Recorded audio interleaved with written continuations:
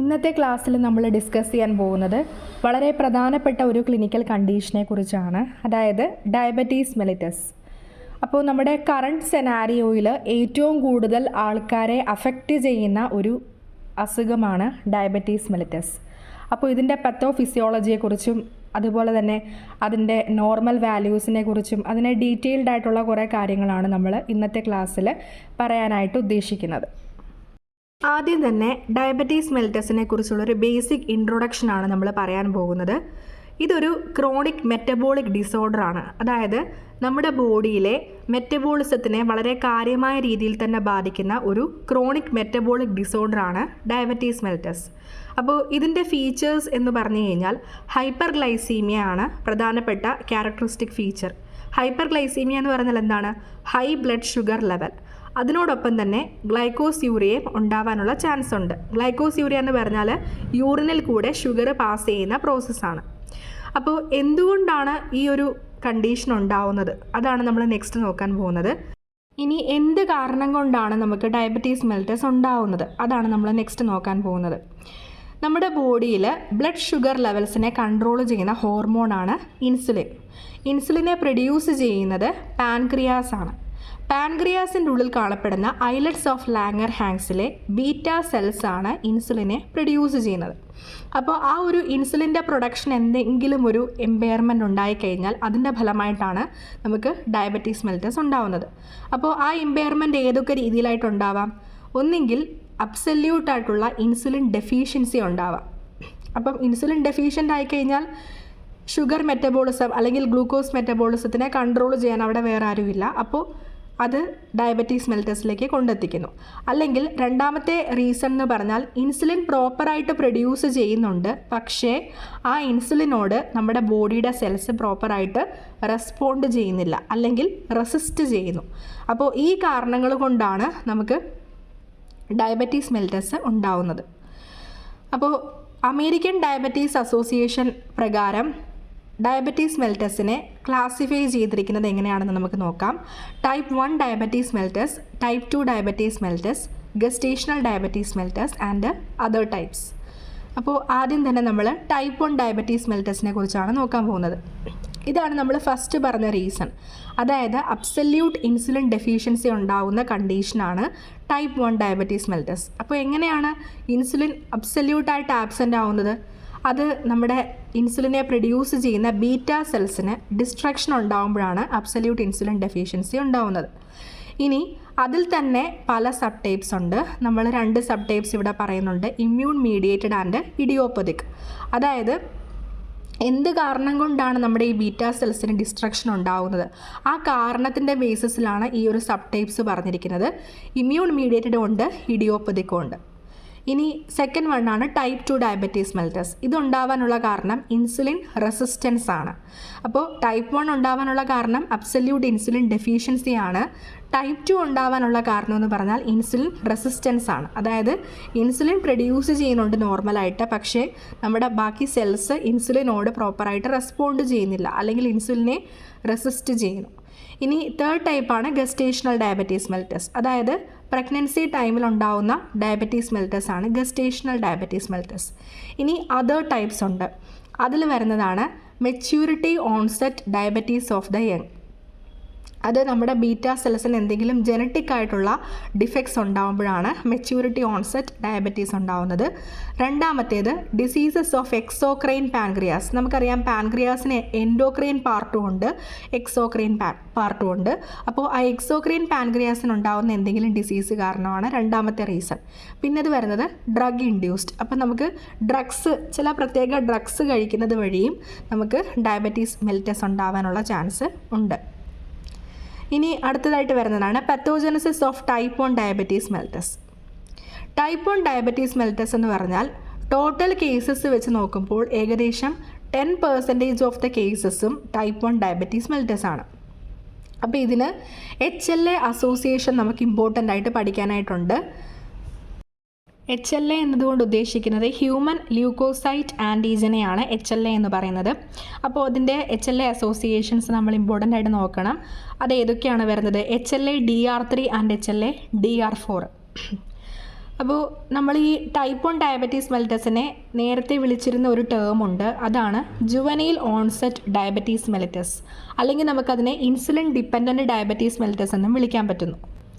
അങ്ങനെ പറയാൻ കാരണമെന്ന് പറഞ്ഞാൽ ഈ ഡയബറ്റീസ് മെലിറ്റസ് ഉണ്ടാവാനുള്ള റീസൺ എന്ന് പറഞ്ഞാൽ ഇൻസുലിൻ ഡെഫിഷ്യൻസിയാണ്. അതുകൊണ്ടാണ് ഇൻസുലിൻ ഡിപ്പെൻഡൻറ്റ് ഡയബറ്റീസ് മെലിറ്റസ് എന്ന് പറയുന്നത്. അപ്പോൾ എന്ത് കാരണം കൊണ്ടാണ് ഉണ്ടാകുന്നത്? Due to the destruction of beta cells. അത് നമ്മൾ ഓൾറെഡി പറഞ്ഞു. ഇനി നമ്മൾ ഈ ടൈപ്പ് 1 തന്നെ 2 സബ് ടൈപ്സ് പറഞ്ഞിരുന്നു, ഇമ്മ്യൂൺ മീഡിയേറ്റഡ് ആൻഡ് ഇഡിയോപ്പതിക്. അപ്പോൾ ഇമ്മ്യൂൺ മീഡിയേറ്റഡ് റീസൺ കാരണവും നമുക്ക് ടൈപ്പ് 1 ഡയബറ്റീസ് മെലിറ്റസ് ഉണ്ടാവാം. അത് ഏതൊക്കെ കാരണങ്ങൾ കൊണ്ടാണ്? ഏതെങ്കിലും ഒരു ഐലറ്റ് സെൽ ആൻറ്റിബോഡി പ്രസൻ്റ് ആവുന്നത് കാരണം, അല്ലെങ്കിൽ നമ്മുടെ ബീറ്റാ സെൽസിന് സെലക്റ്റീവായിട്ട് ഡിസ്ട്രക്ഷൻ ഉണ്ടാവുന്നതിൻ്റെ കാരണം കൊണ്ട്, അല്ലെങ്കിൽ ഏതെങ്കിലും ഓട്ടോ ഇമ്മ്യൂൺ ഡിസീസസ് ആ ഒരു പർട്ടിക്കുലർ ഇൻഡിവിജ്വലിനുണ്ടെങ്കിൽ. അപ്പോൾ ഈ റീസൺസ് ഒക്കെ ഉണ്ടെങ്കിലാണ് നമുക്ക് ഇമ്മ്യൂൺ മീഡിയേറ്റഡ് റിയാക്ഷൻ വഴി ടൈപ്പ് 1 ഡയബറ്റീസ് മെലിറ്റസ് ഉണ്ടാവുന്നത്. ഇനി ഐഡൻറ്റിക്കൽ ട്വിൻസിൽ 50% കൺകോർഡൻസും കാണപ്പെടുന്നുണ്ട്. ഇനി വരുന്നതാണ് ടൈപ്പ് 2 ഡയബറ്റീസ് മെലിറ്റസ്. ഇതുണ്ടാവാനുള്ള കാരണം എന്താണ്? ഇൻസുലിൻ റെസിസ്റ്റൻസ് ആണ് ഇതിൻ്റെ റീസൺ പറയുന്നത്. അപ്പോൾ ഇവിടെ നമുക്ക് പ്രോപ്പറായിട്ട് ഗ്ലൂക്കോസിനെ യൂട്ടിലൈസ് ചെയ്യാനായിട്ട് പറ്റുന്നില്ല, ചില സെൽസിന് ഗ്ലൂക്കോസിനെ യൂട്ടിലൈസ് ചെയ്യാനായിട്ട് പറ്റുന്നില്ല. അതായത് നമ്മുടെ ഇൻസുലിൻ പ്രോപ്പറായിട്ട് സെൽസിൽ ആക്ട് ചെയ്താൽ മാത്രമേ നമ്മുടെ ഗ്ലൂക്കോസിനെ കൺവേർട്ട് ചെയ്തിട്ട് എനർജിയാക്കി യൂട്ടിലൈസ് ചെയ്യാനായിട്ട് പറ്റത്തുള്ളൂ, അല്ലെങ്കിൽ സ്റ്റോർ ചെയ്യാനായിട്ട് പറ്റത്തുള്ളൂ. പക്ഷേ ഇവിടെ ഇൻസുലിൻ്റെ ആക്ഷനോട് റെസിസ്റ്റൻ്റ് ആയതുകൊണ്ട് ആ ഗ്ലൂക്കോസ് അതേ രീതിയിൽ തന്നെ ബ്ലഡിൽ എക്സിസ്റ്റ് ചെയ്യുന്നു. അതിൻ്റെ ഫലമായിട്ടാണ് ബ്ലഡ് ഷുഗർ ലെവൽ കൂടുന്നത്. അതാണ് ഹൈപ്പർഗ്ലൈസീമിയ. അപ്പോൾ ഇതിൻ്റെ അകത്ത് പറയുമ്പോൾ ഐഡൻറ്റിക്കൽ ട്വിൻസിൽ 80% കൺകോർഡൻസ് ആണ് കാണപ്പെടുന്നത്.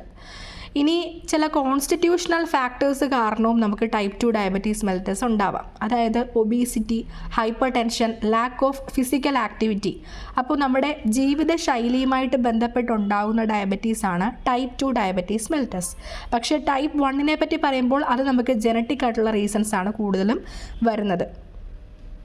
ടൈപ്പ് 2 എന്ന് പറയുമ്പം കോൺസ്റ്റിറ്റ്യൂഷണൽ ഫാക്ടേഴ്സ് ആയിട്ടുള്ള obesity, hyper tension, lack of physical activity, ഈ കാര്യങ്ങളെല്ലാം തന്നെ വരുന്നുണ്ട്. അടുത്തതായിട്ട് നമ്മൾ നോക്കുന്നത് clinical features of type 1 diabetes mellitus. അപ്പം ഇത് ടൈപ്പ് 1 ഉണ്ടാവുന്നത് ഒരു 35 ഇയേഴ്സിന് ബിലോ ആ ഒരു സമയത്ത് തന്നെ നമുക്ക് ടൈപ്പ് 1 ഉണ്ടാവാനുള്ള ചാൻസ് കൂടുതലാണ്. പെട്ടെന്നാണ് ഉണ്ടാവുന്നത്, അബ്രപ്റ്റ് ഓൺസെറ്റ് ആണ്. ഇതിൻ്റെ കൂടെ പോളിയൂറിയ, പോളിഡിപ്സിയ, പോളിഫേജിയ തുടങ്ങിയ സിംറ്റംസും നമുക്ക് കാണാനായിട്ട് പറ്റും. പോളിയൂറിയ എന്താണെന്ന് നമുക്കറിയാം, എക്സസീവ് യൂറിനേഷനാണ്. അതുപോലെ പോളിഡിപ്സിയ എന്ന് പറഞ്ഞു കഴിഞ്ഞാൽ എക്സസീവായിട്ട് തേഴ്സ്റ്റ് ഉണ്ടാവുക. പോളിഫേജിയ എന്ന് പറഞ്ഞാൽ എക്സസീവായിട്ട് അപ്പറ്റൈറ്റ് ഉണ്ടാവുക, അല്ലെങ്കിൽ ഹങ്കർ ഉണ്ടാവുക. അപ്പോൾ ഈ സിംറ്റംസും കൂടെ ഇതിൻ്റെ ഒപ്പം കാണുന്നുണ്ട്. അതിനോടൊപ്പം തന്നെ നമുക്ക് ലോസ് ഓഫ് വെയ്റ്റും ഉണ്ടാവുന്നുണ്ട്. വെയ്റ്റ് കാര്യമായ രീതിയിൽ തന്നെ കുറയുന്നു. അപ്പോൾ ഈ ടൈപ്പ് 1 ഡയബറ്റീസ് മെലിറ്റസ് ഉള്ള ആൾക്കാർ DKA, അതായത് ഡയബറ്റിക് കീറ്റോ അസിഡോസിസ് ഉണ്ടാവാനായിട്ട് വളരെയധികം ടെൻഡൻസി ഉള്ളവരായിരിക്കും. അതുപോലെ ഹൈപ്പോഗ്ലൈസീമിക് എപ്പിസോഡ്സ്, നമുക്കറിയാം ഷുഗർ ലെവൽ കൂടുതലായിട്ടുള്ള പേഷ്യൻസിൽ ഷുഗർ പെട്ടെന്ന് കുറയാനുള്ള ചാൻസും വളരെ കൂടുതലാണ്. അപ്പോൾ അതാണ് ടൈപ്പ് 1 ഡയബറ്റീസ് മെലിറ്റസിൻ്റെ ക്യാരക്ടറിസ്റ്റിക്. ഇനി ടൈപ്പ് 2 ഡയബറ്റീസ് മെലിറ്റസിൻ്റെ ക്ലിനിക്കൽ ഫീച്ചേഴ്സ് നോക്കാം. ഇത് 40 ഇയേഴ്സ് എബോവ് ആൾക്കാരിലാണ് ഉണ്ടാവാനുള്ള ചാൻസ് കൂടുതൽ. ഓൺസെറ്റ് ഈസ് ഇൻസീഡിയസ്, അതായത് വളരെ ഗ്രാജുവലായിട്ട് മാത്രമേ ഡെവലപ്പ് ചെയ്യത്തുള്ളൂ. അപ്പോൾ ഈ പേഷ്യൻസ് ഒബീസ് ആകാം, അല്ലെങ്കിൽ വെയ്റ്റ് ലോസ് ഉള്ളവരാകാം. അതുപോലെ നമുക്കിത് എങ്ങനെയാണ് ഡയഗ്നോസ് ചെയ്യാൻ പറ്റുന്നത്? ഗ്ലൈക്കോസ്യൂരിയ ഉണ്ടായിരിക്കും, അതുപോലെ ഹൈപ്പർഗ്ലൈസീമിയ, നോർമൽ സിംറ്റംസ് ഉണ്ടാവും. അപ്പോൾ ഇത് കോമൺലി മാനിഫെസ്റ്റ് ചെയ്യുന്നത് 40 വയസ്സിന് മുകളിലുള്ളവർക്കാണ്. അടുത്തതായിട്ട് വരുന്നതാണ് maturity onset diabetes of the young, MODY എന്നാണ് അതിനെ വിളിക്കുന്നത്. അപ്പോൾ നമ്മൾ നേരത്തെ പറഞ്ഞ ടൈപ്പ് 2 ഡയബറ്റീസ് മെലിറ്റസിൻ്റെ ഒരു സബ് ടൈപ്പാണ് maturity onset diabetes of the young. അപ്പം അതിൻ്റെ പേരിൽ തന്നെയുണ്ട്, അത് യങ് പോപ്പുലേഷനെയാണ് അഫക്റ്റ് ചെയ്യുന്നത്. മാത്രമല്ല ഇതൊരു ജനറ്റിക് ആയിട്ടുള്ള ഒരു കണ്ടീഷനാണ്, അതായത് ഓട്ടോസോമൽ ഡോമിനൻ്റ് ഡിസോർഡർ ആണ്. ഇതൊരു പർട്ടിക്കുലർ ജീനിനാണ് ഡിഫക്റ്റ് ഉണ്ടാക്കുന്നത്, അതായത് ഗ്ലൂക്കോകൈനേസ് എന്ന് പറഞ്ഞ ജീനിനാണ് ഇവിടെ ഡിഫക്റ്റ് ഉണ്ടാവുന്നത്. അപ്പോൾ ഈ ജീനിൻ്റെ ഇമ്പോർട്ടൻസ് എന്ന് പറഞ്ഞു കഴിഞ്ഞാൽ ഈ ഒരു ജീനിനൊരു ഇമ്പോർട്ടൻ്റ് ആയിട്ടുള്ള ഒരു റെസ്പോൺസിബിലിറ്റി ഉണ്ട്. അതായത് നമ്മുടെ ബീറ്റാ സെൽസിന് ബ്ലഡ് ഗ്ലൂക്കോസ് ലെവലിനെ മോണിറ്റർ ചെയ്യാൻ പറ്റുന്നത് ഈ ഒരു ജീനിൻ്റെ ഹെൽപ്പോട് കൂടിയാണ്. ഇതൊരു കീ ലിങ്ക് എന്നാണ് നമ്മൾ പറയുന്നത്. By which the beta cells can monitor the blood glucose level. അപ്പോൾ ഈ ഗ്ലൂക്കോകൈനേസ് എന്ന ജീനിനാണ് ഡിഫക്റ്റ് ഇവിടെ ഉണ്ടാവുന്നത്. ഇനി ഗസ്റ്റേഷണൽ ഡയബറ്റീസ് മെൽറ്റസ്, ഇതിൻ്റെ പേരിൽ തന്നെ ഉണ്ട്, നമുക്കറിയാം പ്രഗ്നൻസി പീരീഡിൽ ഉണ്ടാകുന്ന ഡയബറ്റീസ് മെൽറ്റസ് ആണ് ഗസ്റ്റേഷണൽ ഡയബറ്റീസ് മെൽറ്റസ്. ഇത് ഉണ്ടാവുന്നത് സാധാരണയായിട്ട് പ്രീ എക്സിസ്റ്റിംഗ് ആയിട്ട് ഡയബറ്റീസ് ഉള്ള സ്ത്രീകളിലും ഉണ്ടാവാം. അതുപോലെ തന്നെ ആ ഒരു പ്രഗ്നൻസി സമയത്ത് പുതിയതായിട്ട് ഡെവലപ്പ് ചെയ്തവർക്കും ഇത് കാണപ്പെടുന്നു. അപ്പോൾ ഇതിൻ്റെ ഒരു കോൺസിക്വൻസ് എന്ന് പറഞ്ഞു കഴിഞ്ഞാൽ ലാർജ് ബേബീസ് ആയിരിക്കും ഉണ്ടാവുന്നത്. It leads to delivery of large infants. അപ്പം അത് മാത്രമല്ല, അവർക്ക് ചില അനോമലീസും കാണാനുള്ള ചാൻസ് കൂടുതലാണ്. അതായത് ഹാർട്ടിനും ബ്ലഡ് വെസൽസിനും അതുപോലെ ന്യൂറൽ ട്യൂബിനും ഒക്കെ അനോമലീസ് ഡെവലപ്പ് ചെയ്യുന്നുണ്ട്. അതാണ് ഏനൻസെഫാലി, അതുപോലെ സ്പൈന ബൈഫിഡ തുടങ്ങിയ കണ്ടീഷൻസൊക്കെ ഗസ്റ്റേഷണൽ ഡയബറ്റീസ് മെൽറ്റസ് ഉള്ള അമ്മമാരുടെ കുട്ടികൾക്കായിരിക്കും കോമൺലി കാണപ്പെടുന്നത്. ഇനി അടുത്തതായിട്ട് കോംപ്ലിക്കേഷൻസിനെ കുറിച്ചാണ് നമ്മൾ നോക്കുന്നത്. പൊതുവായിട്ട് ബോത്ത് ടൈപ്പ് 1 ആൻഡ് ടൈപ്പ് 2 കാണപ്പെടുന്ന കോംപ്ലിക്കേഷൻസ് ആണ് നമ്മൾ നോക്കുന്നത്. അതിൽ തന്നെ അക്യൂട്ട് കോംപ്ലിക്കേഷൻസും ഉണ്ട്, ലേറ്റ് കോംപ്ലിക്കേഷൻസും ഉണ്ട്. അക്യൂട്ട് കോംപ്ലിക്കേഷൻസിൻ്റെ അകത്ത് ടൈപ്പ് 1 വരുന്ന കോംപ്ലിക്കേഷനാണ് ഡയബറ്റിക് കീറ്റോ ആസിഡോസിസ്. അതിനെക്കുറിച്ച് നമ്മൾ ഡീറ്റെയിൽഡ് ആയിട്ട് പഠിക്കുന്നുണ്ട്. അതുകൂടാതെ ഹൈപ്പോഗ്ലൈസീമിക് എപ്പിസോഡ്സും കാണുന്നുണ്ട് ടൈപ്പ് 1. നമ്മൾ ഓൾറെഡി പറഞ്ഞു, ടൈപ്പ് 1 ഡയബറ്റീസ് ഉള്ള ആൾക്കാരിൽ അവരിൽ എന്താണ് കോമൺലി കാണുന്നത്? High blood sugar level. പക്ഷേ അതേപോലെ തന്നെ അവരുടെ ബ്ലഡ് ഷുഗർ ലെവൽ താഴേക്ക് പോകാനുള്ള ചാൻസും വളരെ കൂടുതലാണ്. അതാണ് ഹൈപ്പോഗ്ലൈസീമിയ. പിന്നെ ടൈപ്പ് 2 ഒരു അക്യൂട്ട് കോംപ്ലിക്കേഷനാണ് hyper osmolar hyper glycaemic non ketotic coma. അത് നമുക്ക് ഡീറ്റെയിൽഡ് ആയിട്ട് നോക്കാം. ഇനി ലേറ്റ് കോംപ്ലിക്കേഷനിൽ വരുന്നതാണ് atherosclerosis, diabetic micro angiopathy, diabetic neuropathy, nephropathy, retinopathy. അപ്പോൾ ഇതെല്ലാം ഇതിൻ്റെ ലേറ്റ് കോംപ്ലിക്കേഷൻസ് ആണ്. കൂടാതെ നമുക്കറിയാം ഈ ബ്ലഡ് ഷുഗർ ലെവൽ കൂടുതലുള്ള പേഷ്യൻസിന് എന്തെങ്കിലും ഇൻഫെക്ഷൻ വന്നാൽ അത് ആ ഒരു മുറിവുണ്ടായാൽ പോലും ആ മുറിവ് ഹീലാവാൻ ഒരുപാട് ടൈം എടുക്കും. അതുപോലെ ഇൻഫെക്ഷൻസ് പെട്ടെന്ന് ബാധിക്കാനും അവർ വളരെ ടെൻഡൻസി ഡെവലപ്പ് ചെയ്യുന്ന ആൾക്കാരാണ്. ഇനി അടുത്തതായിട്ട് ഡയബറ്റിക് കീറ്റോ ആസിഡോസിസിനെ പറ്റി നമുക്ക് നോക്കാം. നമുക്കറിയാം ഇത് ടൈപ്പ് 1 ഡയബറ്റീസ് മെൽറ്റസിൻ്റെ ഒരു എക്സ്ക്ലൂസീവായിട്ടുള്ള കോംപ്ലിക്കേഷനാണ്. അതിൽ മാത്രം നമുക്ക് ആപ്ലിക്കബിൾ ആയിട്ടുള്ളൊരു കോംപ്ലിക്കേഷനാണ് ഡയബറ്റിക് കീറ്റോസിഡോസിസ്. അപ്പോൾ it can develop in the patients with severe insulin deficiency combined with glucagon excess.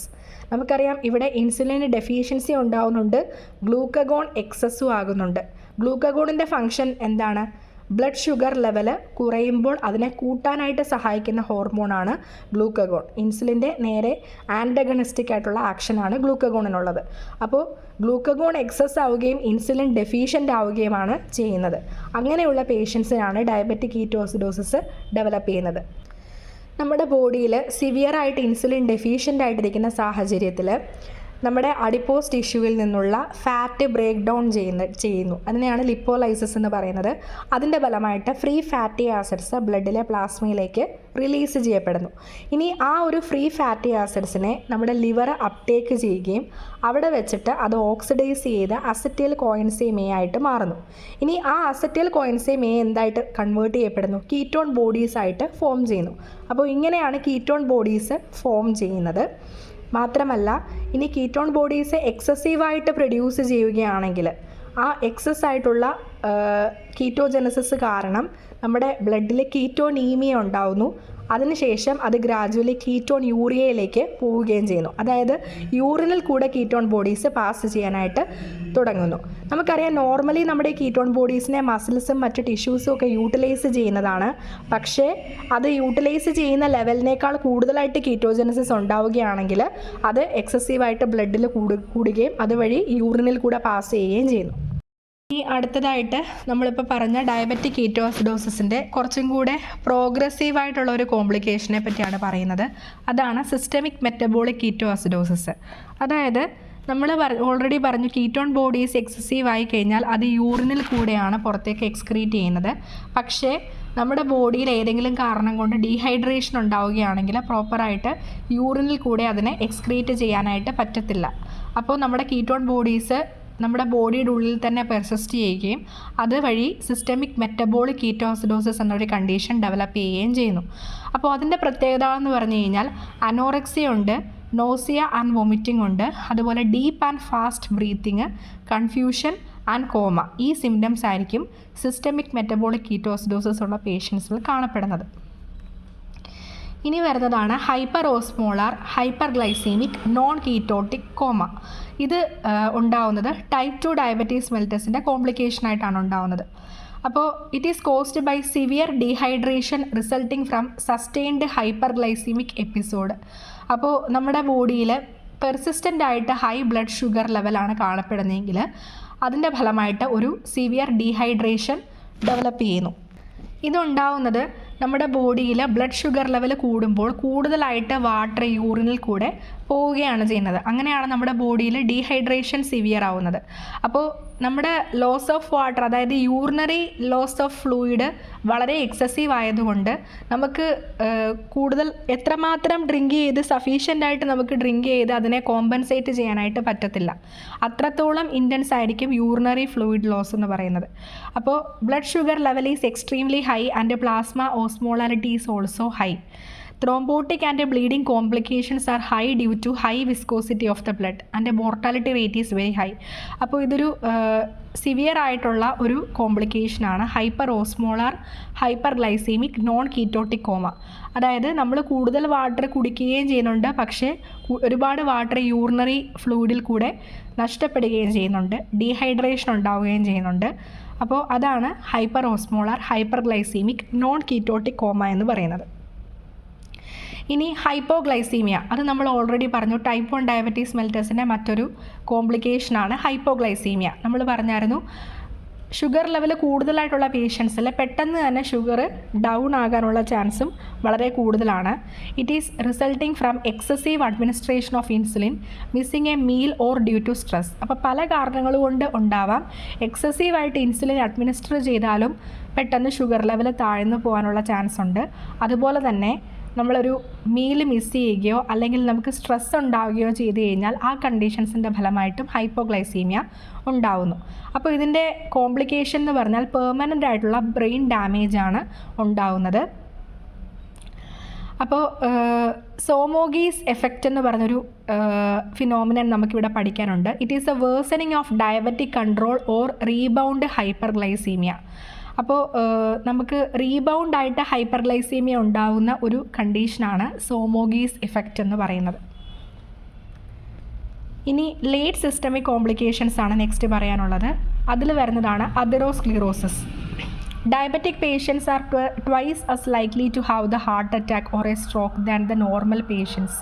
നമുക്കറിയാം, നോർമൽ ഇൻഡിവിജ്വൽസുമായിട്ട് കമ്പയർ ചെയ്യുമ്പോൾ ഡയബറ്റിക് പേഷ്യൻസിന് ഹാർട്ട് അറ്റാക്കും സ്ട്രോക്കും ഒക്കെ ഡെവലപ്പ് ചെയ്യാനുള്ള ചാൻസ് വളരെ കൂടുതലാണ്. അതിൻ്റെ കാരണമെന്ന് പറഞ്ഞാൽ അതെറോസ്ക്ലിറോസിസ് ആണ്. പിന്നീട് പറയുന്നതാണ് ഡയബറ്റിക് റെറ്റിനോപ്പതി. അപ്പം ഇതുണ്ടാവാനുള്ള കാരണമെന്ന് പറഞ്ഞാൽ നമ്മുടെ റെറ്റിനയിലുള്ള ബ്ലഡ് വെസൽസിന് ഡാമേജ് ഉണ്ടാവുകയാണ് ചെയ്യുന്നത്. അത് രണ്ട് രീതിയിലുണ്ടാകാം. നോൺ പ്രോലിഫറേറ്റീവ് ഡയബറ്റിക് റെറ്റിനോപ്പതി ഉണ്ട്, പ്രോലിഫറേറ്റീവ് ഡയബറ്റിക് റെറ്റിനോപ്പതി ഉണ്ട്.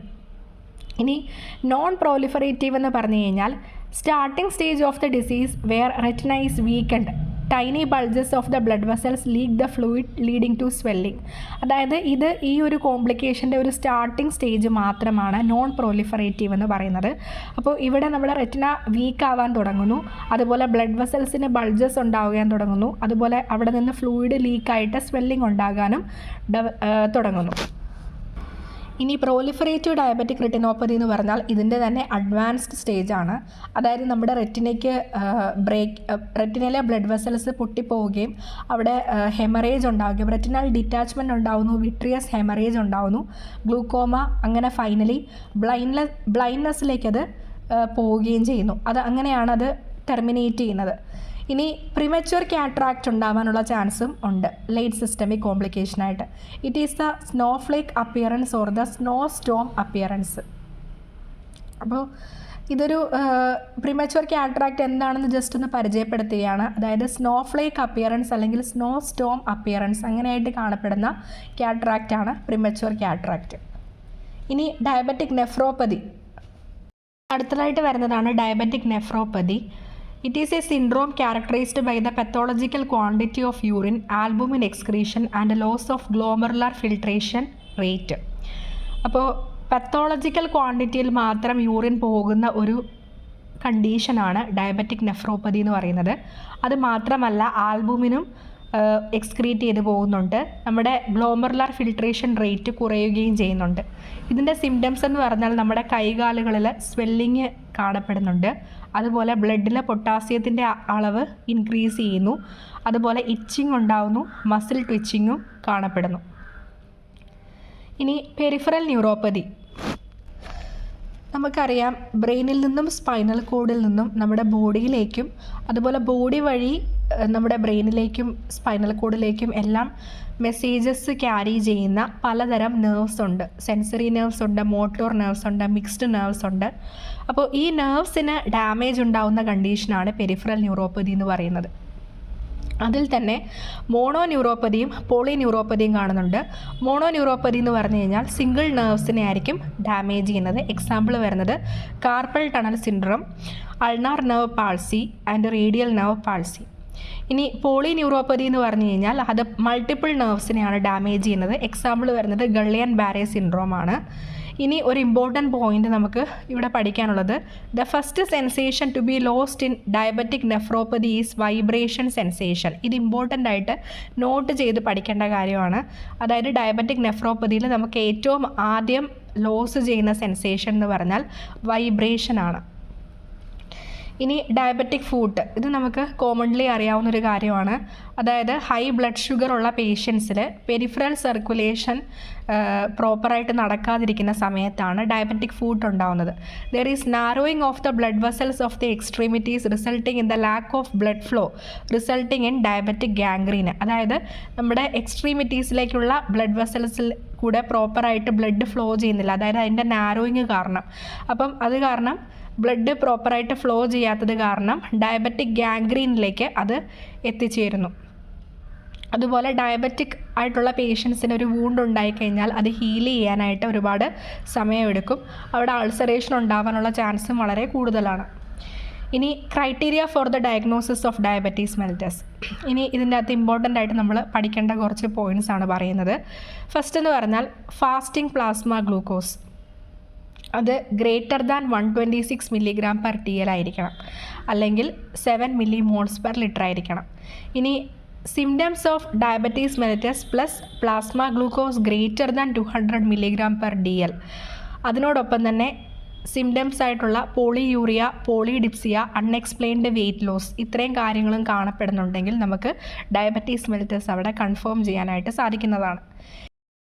ഇനി ഓറൽ ഗ്ലൂക്കോസ് ടോളറൻസ് ടെസ്റ്റ് അഥവാ OGTT ചെയ്യുമ്പോൾ നമ്മുടെ 2 hour plasma glucose greater than 200 milligram per DL ആയിട്ട് വരികയാണെങ്കിൽ അത് ഡയബറ്റീസ് മെലിറ്റസിനെയാണ് ഇൻഡിക്കേറ്റ് ചെയ്യുന്നത്. അതുപോലെ HbA1c 6.5 കൂടുതലാവുകയോ അല്ലെങ്കിൽ അതിനോട് ഈക്വൽ ആവുകയോ ചെയ്യുകയാണെങ്കിൽ നമുക്ക് ഡയബറ്റീസ് മെലിറ്റസ് അവിടെ കൺഫേം ചെയ്യാം. ഇനി categories of fasting plasma glucose. Fasting plasma ഗ്ലൂക്കോസിൻ്റെ മാത്രം കാറ്റഗറീസ് ആണ് നമ്മൾ പറയുന്നത്.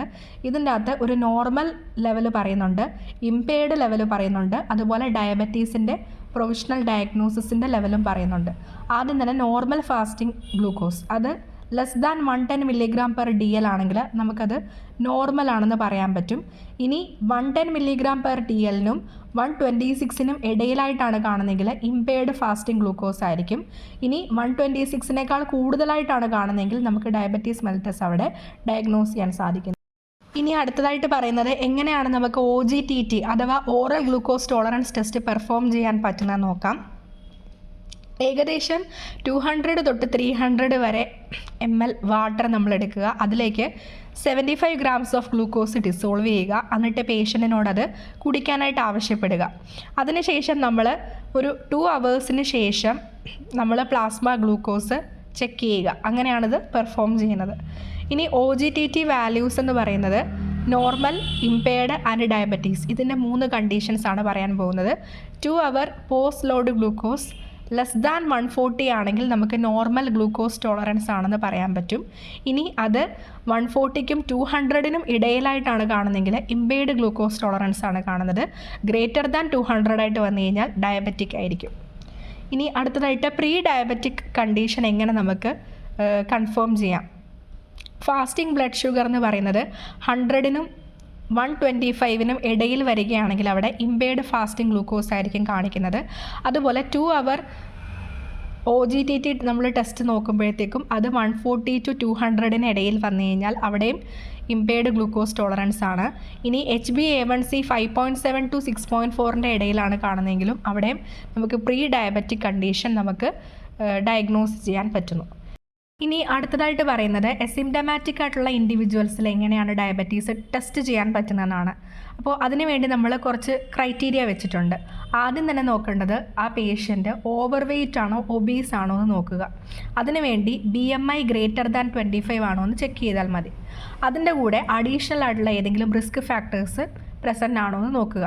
മെയിൻ റിസ്ക് ഫാക്ടേഴ്സ് എന്ന് പറയുന്നത് physical inactivity, first degree relatives, hyper tension എന്ന് പറയുമ്പോൾ 140/90 കൂടുതലായിട്ട് ബ്ലഡ് പ്രഷറുള്ള പേഷ്യൻസ് ആയിരിക്കണം. അതുപോലെ HDL കൊളസ്ട്രോൾ ലെസ് ദാൻ 35 ആണോ എന്ന് നോക്കുക. അതുപോലെ ട്രൈഗ്ലിസറൈഡ് ലെവൽ 250 കൂടുതലായിട്ടാണോ എന്ന് നോക്കുക. അതുപോലെ PCOS ഉള്ള വുമണിനെ സെലക്ട് ചെയ്യുക. അതുപോലെ 4 കിലോഗ്രാമിൽ കൂടുതൽ വെയിറ്റുള്ള ബേബിയെ ഡെലിവറി ചെയ്തിട്ടുള്ള വുമണിനെ നമ്മൾ പ്രത്യേകം സ്ക്രീൻ ചെയ്യുക. അതുപോലെ HbA1c greater than or equal to 5.7 ആയിരിക്കണം. ഇനി അടുത്തതായിട്ട് വരുന്നത് ഗസ്റ്റേഷണൽ ഡയബറ്റീസ് മെലിറ്റസ് ആണ്. ഇതിനെക്കുറിച്ച് നമ്മൾ ഓൾറെഡി പറഞ്ഞു. അതായത് പ്രഗ്നൻ്റ് ആയിട്ടുള്ള വിമനിൽ എന്തുമാത്രം ഗ്ലൂക്കോസ് ഇൻടോളറൻസ് ഉണ്ട് അതിനെപ്പറ്റി നമ്മൾ ഡിഫൈൻ ചെയ്യുന്നതാണ് ഗസ്റ്റേഷണൽ ഡയബറ്റീസ് മെലിറ്റസ്. അപ്പോൾ 6 months or more after the pregnancy woman should be reclassified. അപ്പോൾ പ്രഗ്നൻസിക്ക് 6 മാസത്തിന് ശേഷം നമ്മൾ വുമണിനെ വീണ്ടും 3 ക്ലാസിഫൈ ചെയ്യണം. അതായത് low risk group, medium risk and very high risk group. Low risk എന്ന് പറഞ്ഞു കഴിഞ്ഞാൽ 25 താഴെ BMI ഉള്ളവരായിരിക്കും.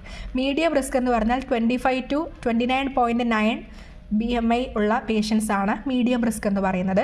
വെരി ഹൈ റിസ്ക് എന്ന് പറഞ്ഞാൽ 30 കൂടുതൽ BMI ഉള്ള പേഷ്യൻസ് ആണ് വെരി ഹൈ റിസ്ക് ആയിട്ട് പറയുന്നത്. ഇനി എങ്ങനെ നമുക്ക് GDM ഡയഗ്നോസ് ചെയ്യാം, അഥവാ ഗസ്റ്റേഷണൽ ഡയബറ്റീസ് മെലിറ്റസ് എങ്ങനെ ഡയഗ്നോസ് ചെയ്യാം? ഇതിന് നമ്മൾ പെർഫോം ചെയ്യുന്നത് 75 gram ഓറൽ ഗ്ലൂക്കോസ് ടോളറൻസ് ടെസ്റ്റാണ്.